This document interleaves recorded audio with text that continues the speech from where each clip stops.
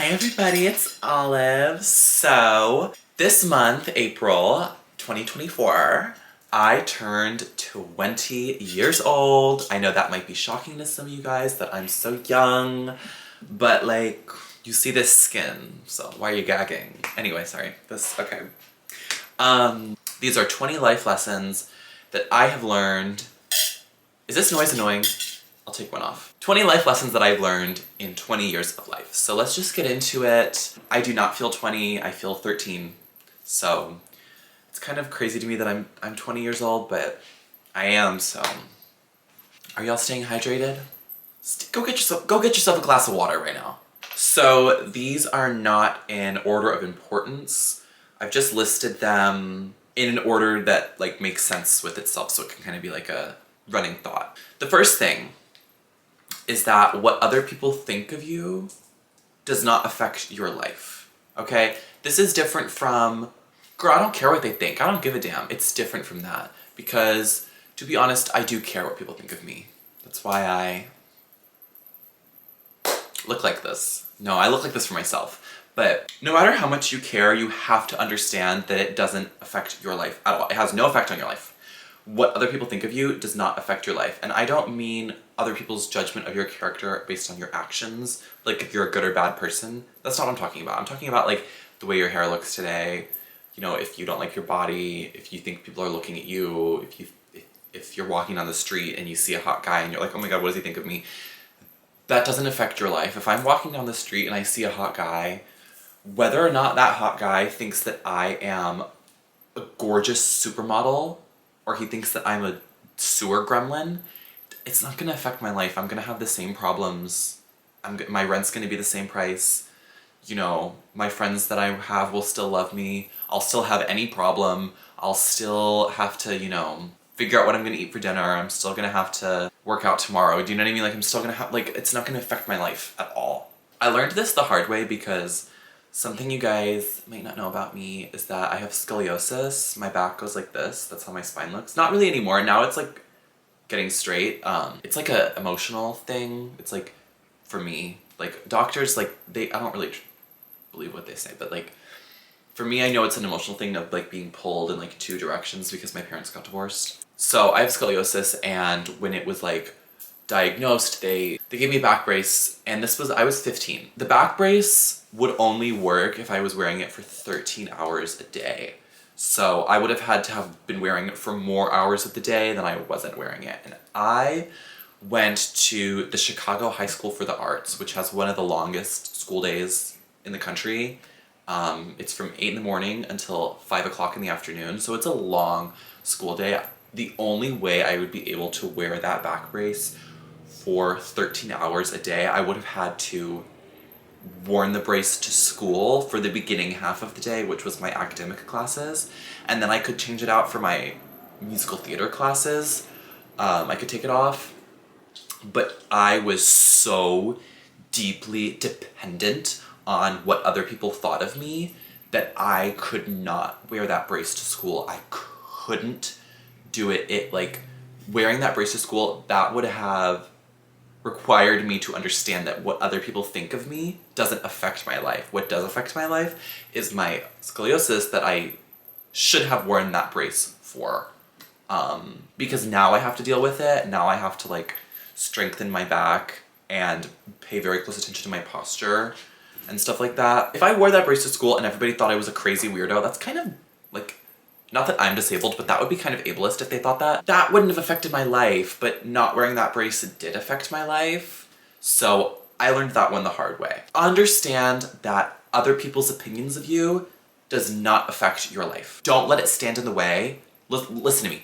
Do not let other people's opinions of you stand in the way of you doing what you need to do for you.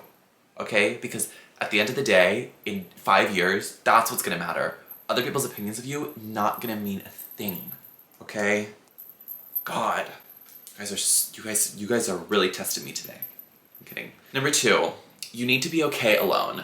You need to be all right by yourself. You need to be able to spend time with yourself. You need to be able to retreat and go into your own space and have your own space and be by yourself. That's gonna protect you from abuse. This is not to say that anybody who is abused, it's their fault because they weren't able to be alone, but being able to be alone, liking being alone, and liking having your space, first of all, it stops people from getting too close too quick because you're gonna wanna be alone, so you're not gonna let them get too close too quick. And that time alone, you're gonna think about things that if you're just always around people, you're not gonna really be able to think about. When you're around people for a lot of time, it can be fun, it can feel like, woo, we're together!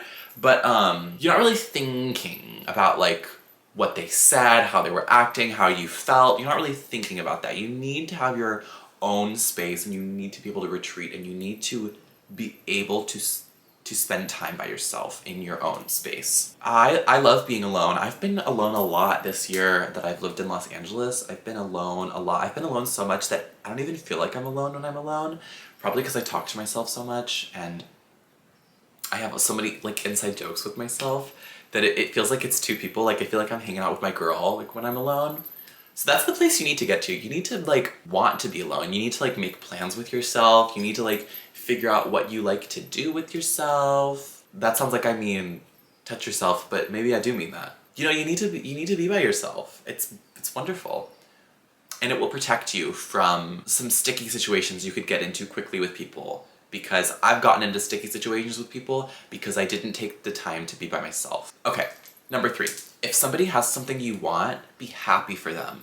Be happy for them and then envision it for yourself. Bob the drag queen once said that when she saw Bianca Del Rio win Drag Race, she was so happy for her that she cried.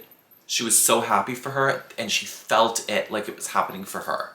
Like she was winning Drag Race when Bianca won Drag Race. And guess what Bob the drag queen went on to do? Win Drag Race.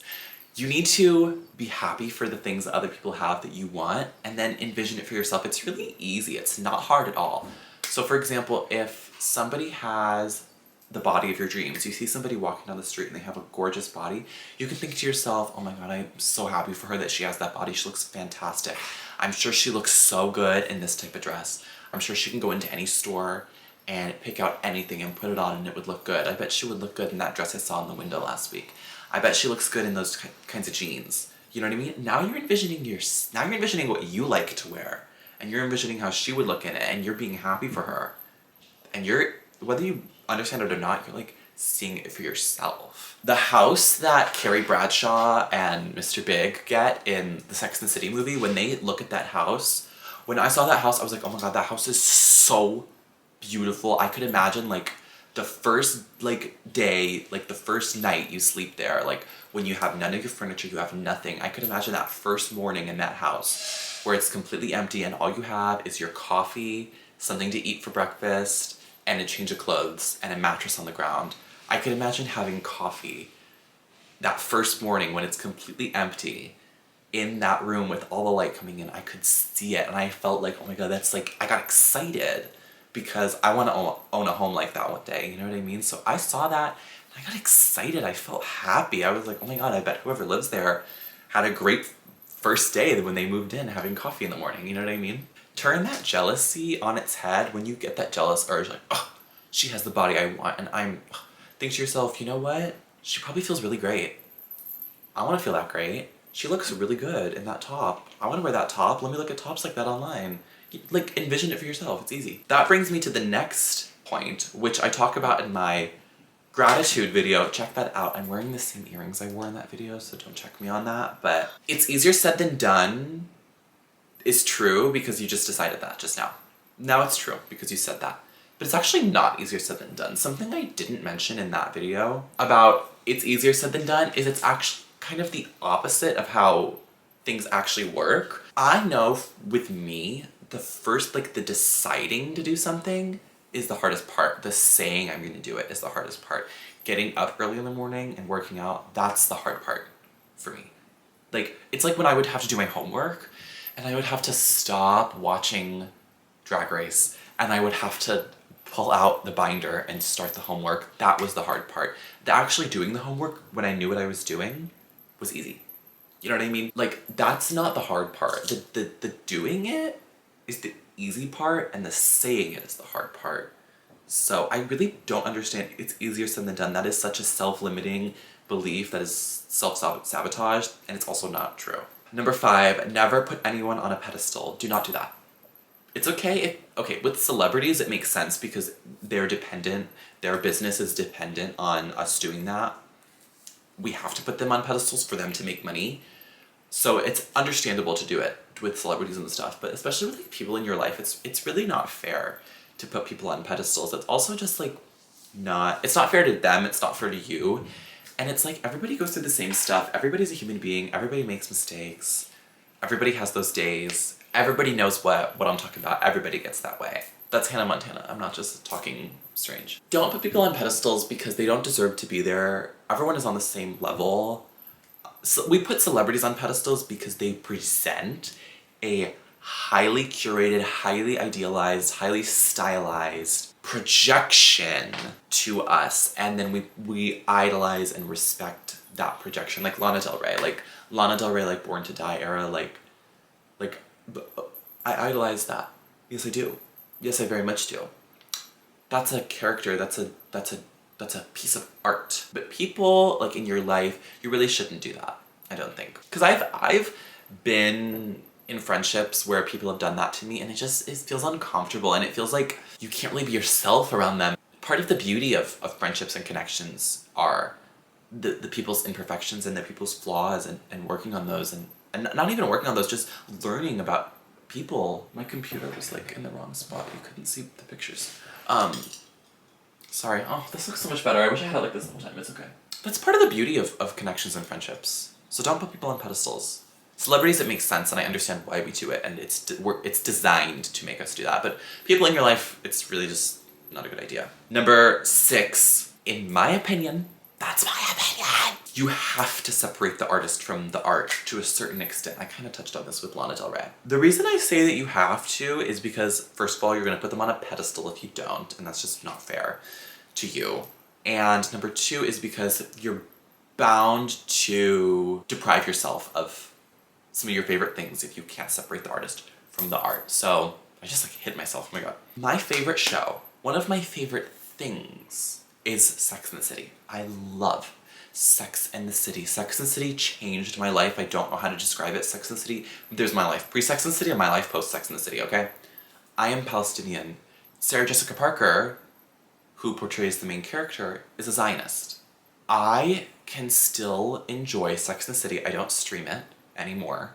I can still enjoy Sex and the City even though the person who portrays the main character in that show supports a genocidal ideology that inherently is anti-me. You know what I mean? I still can, because I can separate the artist from the art to a certain extent, and that certain extent is that I don't give her money. I won't buy her merch, I won't buy her fashion line, I won't stream Sex and the City anymore. I won't anymore. I won't give her any money, but I can, you know, if I'm walking down the street in a pair of heels and I have to cross the street, you know I'm gonna go like this.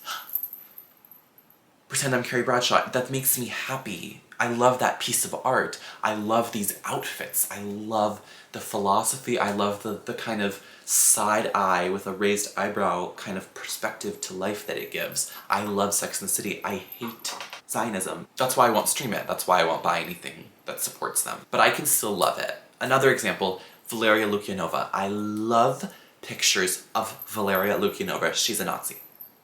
She supports Nazi ideology. She's racist. She is homophobic. She is aligned. I haven't fact checked that, but I've heard people say often that she is a neo-Nazi.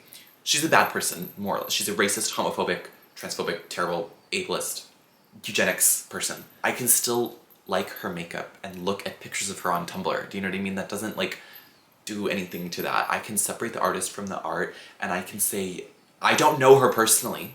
I don't give her money. I don't do anything except look at pictures of her on my phone. Therefore, I think I'm alright. You know what I mean? Okay, number 7, you will never feel like shit taking care of yourself. I learned this from my girl, Carmelita Fox. Check her out if y'all haven't. She says you'll never regret a workout, and that's true. Unless you push yourself too hard, then you might. You'll never feel like shit taking care of yourself. You'll never do the right thing for your body and your mind, and it result in you feeling like garbage. You know, you're never gonna be like, I shouldn't have eaten that nutritious meal full of fiber. You know, that's never gonna happen. So keep that in mind. So like, you will feel like shit if you spend all day binge eating and vaping and watching hoarders and, you know, drinking soda. You will feel like shit doing that. You won't feel like shit getting your water. But this isn't to say you need to get in the gym, you need to change your diet, you need to whatever. But it is to say if you have the option of two things, oh, today I could do this thing that's good for me, or I could do this thing that's bad for me. Doing this thing is gonna ultimately result in you feeling better and like at the end of the day, so do that. You know what I mean? That's all I'm trying to say. Oh, okay, oof, number 8 is rough because I learned this the hard way, like the other day. This is the only thing that I've learned this year, 20 years old. I've only been 20 for a week. Actually, today is a week of me being 20. Oh, I don't even want to talk about this because it's rough, but if lessons didn't hurt, that you wouldn't learn them. You are the only person looking out for you and your money. So nobody else is interested in you saving money, you not spending unnecessary money, your money being protected. Nobody else is interested in that except for you. I have to get my wisdom teeth removed. Not like urgently, but like kind of soon. And I have LA Care insurance, whatever, stupid. It's like the poor people insurance. No offense, I literally have it. I'm not trying to be condescending. Like I literally qualify, so. I looked up LA Care dentist. Assuming naively, because I'm 20 years old, because I'm not wise, like everybody always, okay. This is like, okay, let me start over. Everybody's always like, you're wise beyond your years. No, I'm not though. Like in this story, you'll see how I'm not wise beyond my years. I looked up LA Care dentist and I just thought all the dentists that come up would have my insurance. So I scheduled an appointment with this one dentist and I went and like a consultation to see if I need my teeth removed. And it was a really nice office. It was a really nice, they were like Armenian, I think. Really, really beautiful, really good technology, really stunning plants, really pretty girls working there. I naively thought the consultation wouldn't cost any money. The consultation did cost money. They tried to get me to spend even more money on a teeth cleaning that I didn't even need. I knew at that point that I shouldn't get the teeth cleaning, but then they told me how much the consultation was. And let's just say, good thing I had that Scentbird sponsorship a couple videos back. That's all I'm gonna say about that. They could have told me when I showed them my insurance, they could have been like, we don't take your insurance, this consultation costs X amount, so do you wanna go ahead and go through with the consultation, or is that something you wouldn't be interested in? If they were interested in me and my money and my well-being and everything, that's what they would have done, but they're a business. They're interested in maintaining their business. They're interested in profit. They aren't interested in me. Do you know what I mean? I'm the only person interested in me. I should have looked out for myself. I should have said, you know what, this is a really nice area of town. This is a really nice office. These people are really beautiful. This office looks really great. This technology is really high end. I don't think they take my insurance. I should really get out of here. I should have done that, but I didn't because I naively thought they were looking out for me and everything would be fine.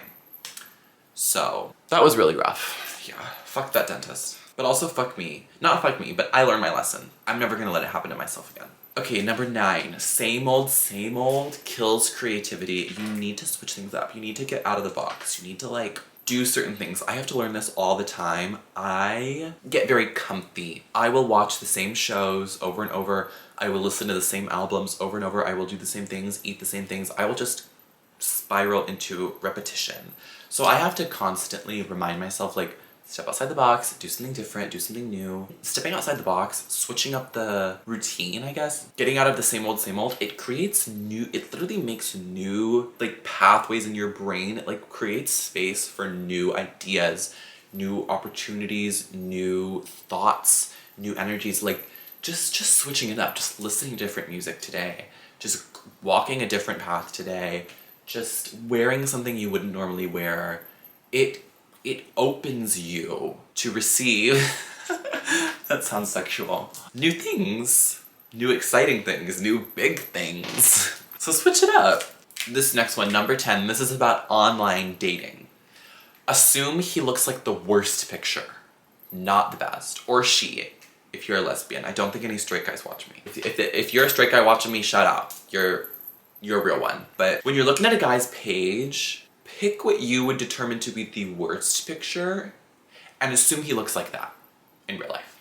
And if you like that still, then go meet up with him, go on a date, whatever. But if you don't, if you think that'll kind of, if all his pictures look really great, but there's that one picture, and he's just not looking too hot in that picture, that's probably what he actually looks like, so you probably should not pursue him. That's what I think. But if you like the worst picture, then go see him, because he might look like the best pictures. But he looks like that in that picture for a reason, and he put it on his profile for a reason. So look out for that worst picture. That worst picture is gonna tell you a lot. Okay, number 11, always be the girl with gum. I learned this from doing my videos, where I'm like, the one video where I'm like, do you guys want some gum? You need to have gum. I like the bubble gum, the bubble mint. These are great. This is great for going out. I always buy new gum when I'm going out. This gum, it only has one in it because I took it out in front of a big group of people, and it was a bad idea because then everybody wanted some gum. Always be the girl with gum. Like I said, I always get a new pack of gum when I'm going out, or I'll get this to bring when I go out. If you're, off to the side at the party talking to a girl, reach in your purse, oh, do you want some gum? It's great. And I like to be a little funny with it. I'll be like, you don't need it, but do you want some gum? Like I like to be like, oh my god, I'm not telling you your breath stinks, but do you want some gum? Being the girl with gum is great. People love gum, and the bubble gum, it gives you this kind of like girly allure. It's like, ooh, she's got bubble gum. Ooh, I'm tasting some bubble gum. Okay. You know what I mean? It's fun. Do not pull out your gum in front of a big group of people. That's how you end up with one piece of gum.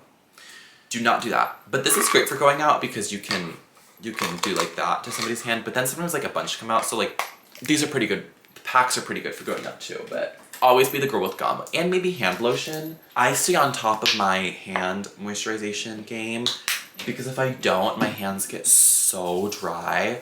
So if you like hand lotion, bring hand lotion to parties and stuff. Some people don't like it because they say it makes their hands greasy, but I really like it, so. Number 12, this is a good one. You can always tell if somebody is trying to hurt your feelings or if they're trying to flirt with you. It's the same mechanism that recognizes both, because flirting is all about doing that one extra little thing that lets them know that you're interested. It's just pushing that envelope just over the edge. That's a mixed analogy, but it's just it's like giving them a compliment that's a little too complimenty when you put your hand on their shoulder. Ooh, I just shook y'all, sorry. So that's what flirting is, you know what I mean? If somebody's trying to flirt with you, they're gonna say that one little thing. That one little thing, and you're gonna be like, oh, he got a crush. He got a crush on me now, I got a spin in his butt. Do you wanna touch on my body while it's tongue on my cunt? And when somebody's trying to hurt your feelings, it's the same thing. They're gonna say that one little, itty bitty little, tiny little thing that's designed to hurt your feelings. Because even if you say something and it comes across harsh, or you say something and it's sounds like it could maybe try to hurt their feelings, at least for me, I'll be like, oh my god, I didn't mean it like that. That's not how I meant it. You'll be able to tell if you pay attention. There's gonna be that one little thing that person says that's like, you were trying to hurt my feelings just then. You can tell it just as good as you can tell if somebody is trying to flirt with you. You can tell. And that mechanism does not lie. That mechanism does not tell you lies, because you are observing their actions for what it is. Do you know what I mean? And maybe they're unconsciously trying to hurt your feelings, or maybe they're unconsciously flirting with you. I don't really know how people unconsciously flirt, because if I'm trying to flirt with somebody, which doesn't happen often because I usually look like this, I'm petrified. So I don't really know. But you can always tell. Okay, number 13 is said quite often, and also goes without saying, but I do want to say it because it is a lesson that I really have learned. If someone talks shit about all their friends to you, they're talking shit about you to all their friends. I was friends with this bitch in high school named June. Fuck you, June. She would talk shit about everybody to me. She talked shit about everybody to me, girl. And pretty soon it got around that she was talking some shit about me to other people. Yeah, if you're talking shit about two people to each other, sooner or later, one of them is gonna say to the other one, June told me this about you. And this person's gonna say, oh my god, June told me this about you. And then now you're June. Don't be June. Please don't be June. So yeah, if you know somebody and they're talking shit about people to you, they're probably talking shit about you. More often, I would say 8 times out of 10 are doing that. And let's talk about, okay, what is talking shit? Talking shit is malicious. Talking shit is mean. Talking shit is catty and childish and immature. It's not discussions. It's not, hey, I'm worried about her. It's not, oh, I don't like when she does this. It hurts my feelings. It's not, what do you think about her? She gives me weird vibes. I don't know if I should get close with her. It's not that. That's not talking shit. That's two people discussing someone when they feel a discussion is warranted. That's not talking shit because that's intelligent, that's mature, and that doesn't mean any harm. And if those things got back around to the person, it would be more of a reality check for them. It would be more of a, oh my god, I can't believe that's how I'm coming across. It wouldn't be, oh my god, I can't believe you would say that about me. So talking shit is, I can't with her, she's so annoying. Talking shit is, I can't stand when she does that. Talking shit is, she thinks she's so cool. Like, she literally got that at Ross. Talking shit is not, I'm really concerned about her drinking. That's not talking shit. Number 14, don't put too many expectations on something, because if you do that, you might get disappointed even if it was amazing. I experience this probably every year on my birthday. I have an exact way my birthday is gonna go, exactly how I want it to go, precisely how I want my birthday to be. And then my birthday's great, but it's not how I wanted it to be, and I'm left feeling like I had a shitty birthday when I had a great birthday. I just put too many expectations on it. So I think it's okay to put some expectations on things, and I think certain things are warranted for having expectations. I think it's okay to expect certain things from certain people in your life and certain outcomes out of certain things that you're putting effort into. But like, for example, I expected it to be sunny on my birthday and it was cloudy, and that made me feel like, oh, I had a bad birthday, but I had a great birthday. So don't put too many expectations on things. I've heard people say expectations are premeditated disappointments, and I don't think that's true. I think that you should expect certain things out of certain things, but putting too high expectations on certain things, you are bound to be disappointed. Number 15, if you act like you know everything, you'll never learn anything. You know, how many times have you been talking to somebody about something, some topic, and they bring up something you know, and you go, oh, I already knew that, I already knew that, I already knew that, yeah, I know that. And then that's kind of the end of that. Maybe they had something else that you didn't know about that. I can't tell you how many times I've been talking to somebody about, you know, a topic, and they say something I know that I've heard, and I just take a second, I just listen, and they say something new that I didn't know. So don't act like you know everything if you want to learn things. Number 16, talk less.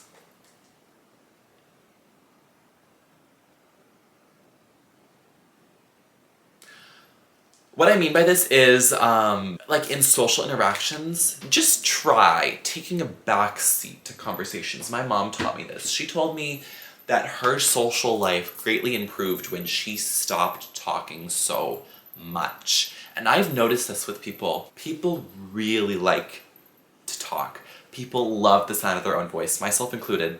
That's why I make YouTube videos.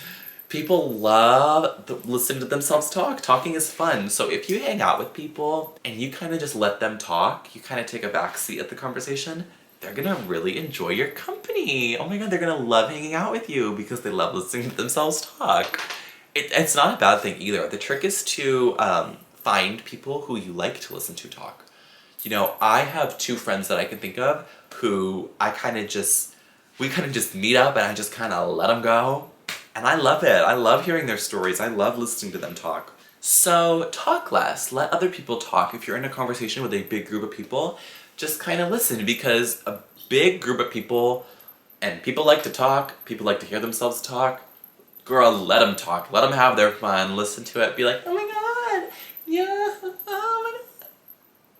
What were those noises, girl? I don't even know. Okay, number 17. Sometimes you think your life is a lot worse than it is, but you're just not getting enough sleep. I thought my life was terrible. This one era of my life when I was like a junior in high school, I just wasn't sleeping enough. I thought I had so many more problems than I did. I just was not getting enough sleep. Like, you gotta get enough sleep. You gotta get your 8 to 9 hours every night. You got to. You need to. If I'm ever like trying to fix my life, if there's ever something in my life that needs fixing, that needs addressing, that the first thing I do is fix my sleep.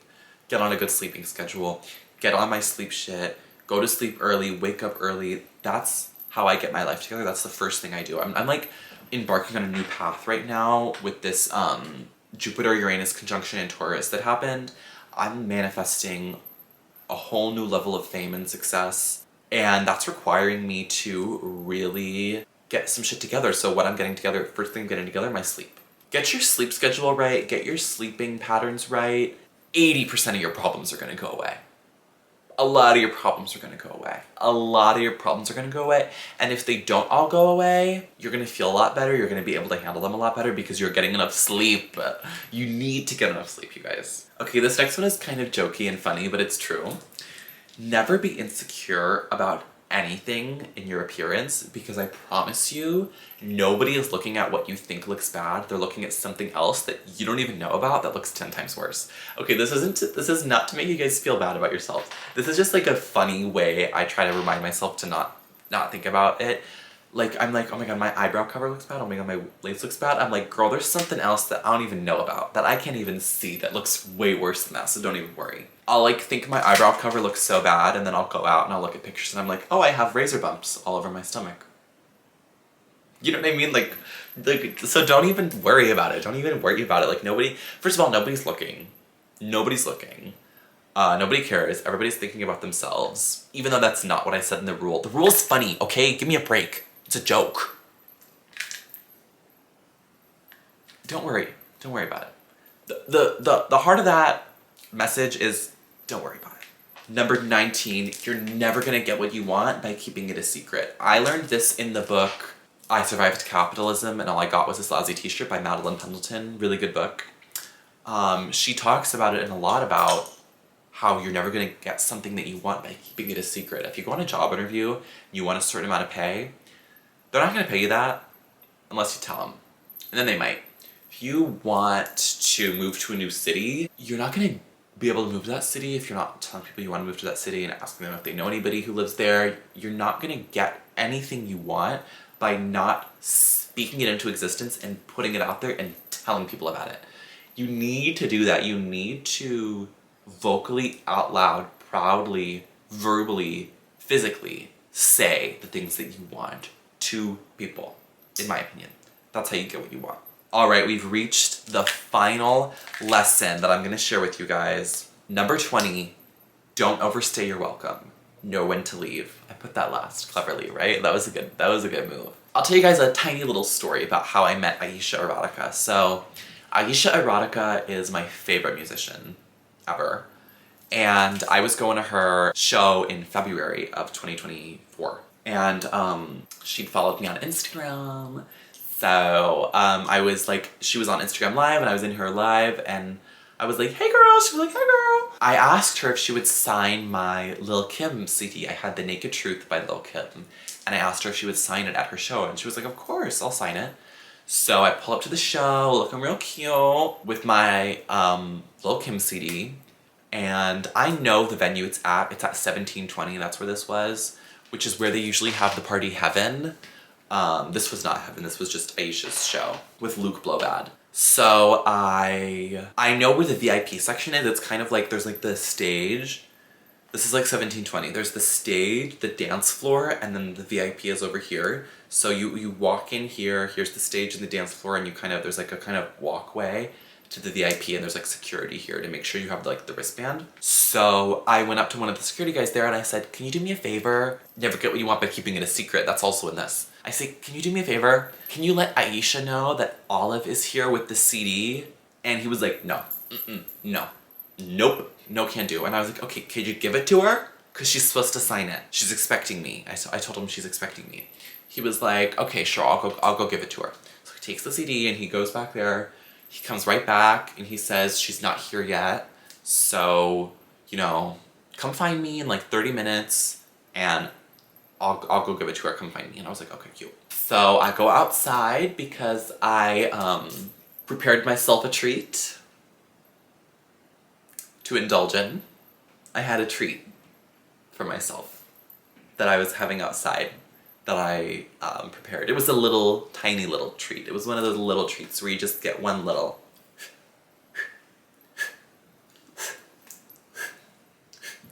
And you just feel sexy and glamorous. It was that kind of treat. Y'all know what I'm talking about. Y'all know what I'm talking about. Y'all know what I'm talking about. So you can see, like, there's like a VIP entrance at 1720 and you can see it from the outside area. And I was out there having my little treat and I heard people go, oh my God, Aisha's here. Oh my God, I just saw her walk in. So I'm like, okay, now's my moment. So I dispose of the treat and I go back to the guy and I say, and I am holding the CD and I'm holding my phone and I point at my phone and I say, she's here. Like, she just texted me because he didn't even know she was there. So he took the CD, he went back and I was like, oh my God, talking to a fan. Hey girl, how are you? He comes back like really quick and he says, there's not that many people back there, so I'm just gonna let you go back there. That was one of the craziest moments of my life. I fixed my lip gloss and I started walking. I was like, oh my God, I'm about to meet Aisha Erotica. This is like one of the moments of my life. So I walked back there. I saw her. She said, bitch, I know you. I was like, girl, you know me. We had a great conversation. She made me laugh, girl. We looked through like the little pamphlet in the CD. She thought I was giving her the CD.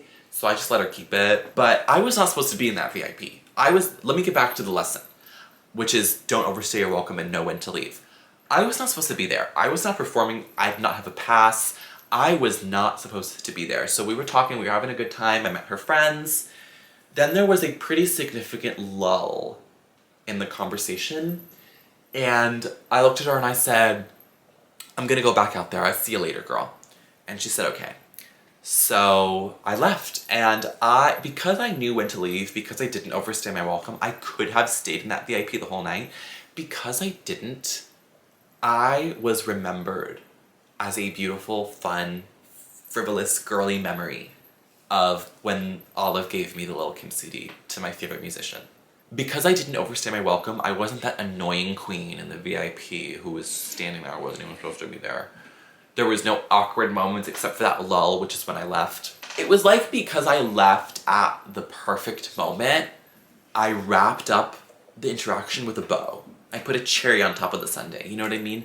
I like finished the interaction because I knew when to leave. It was perfect. It was wrapped up with a bow and left for what it was. So don't overstay your welcome. You need to know when to leave.